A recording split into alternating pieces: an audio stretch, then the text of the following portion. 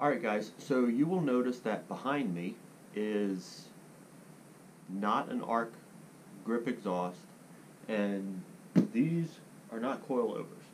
Let me explain what I'm doing here. So I wanted to give you all some really good content, and what I thought would be best is if we do an actual comparison between springs and coilovers to see which one really is the best one.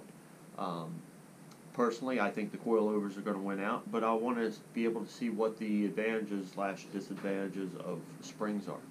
So what I did was I ordered the ARC DTS lowering springs. It should lower the front end by about a 1.25 inches and the back end by about 1.5 inches, which should look nice. So I think the physical look of the car isn't going to change from springs to coilover.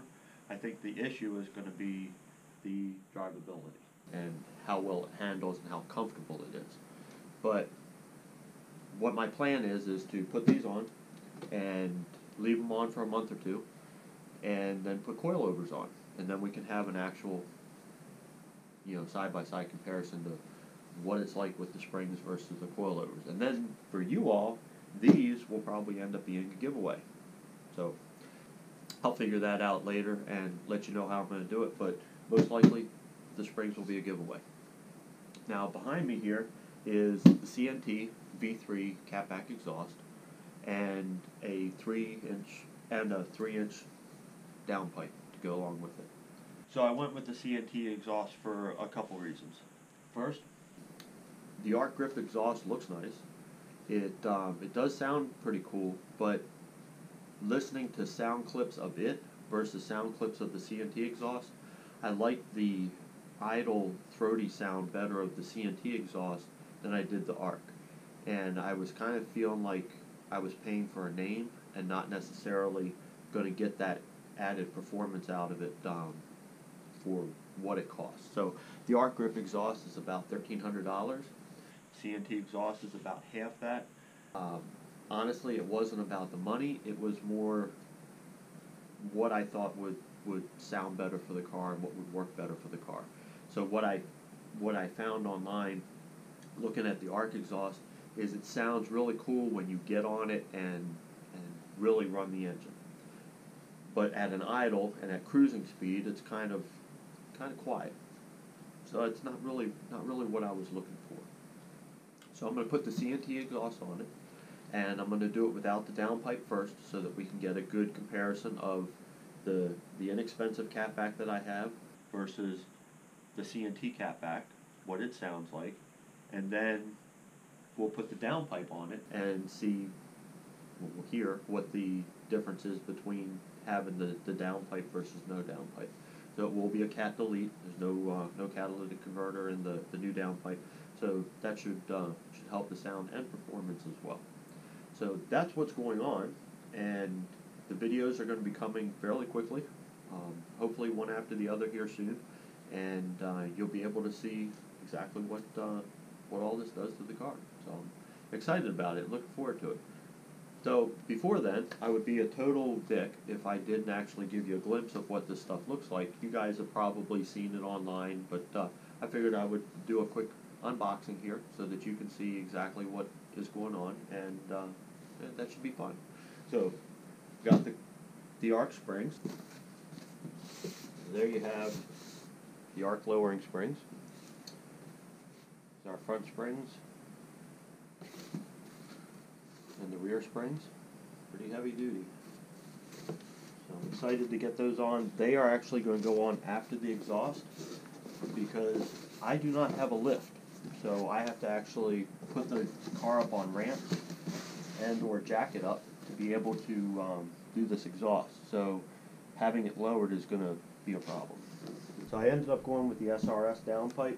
I was looking for something that was 3 inches, that had the cat delete, and wasn't really going to break the bank because, again, I was looking at the ARC downpipe, and it was about $75 more than this one, so not a big deal. But again, I was looking at, am I just buying a name? So figured I'd try this out And again, if I want to go up, I can buy the arc one at some point.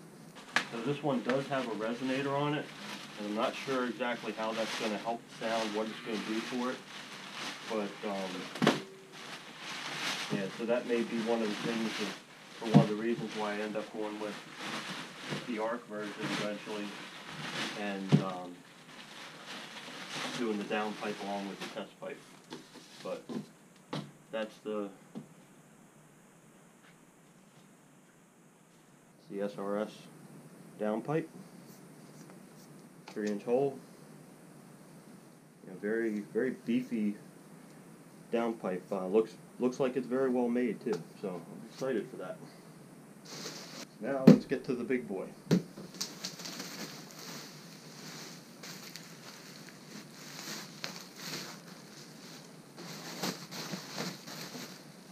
And before I put it on, I'll lay all this out in the driveway and let you see it side by side next to the old exhaust. But again, 3 inches from the downpipe and splitter. So again, should sound pretty cool. All right,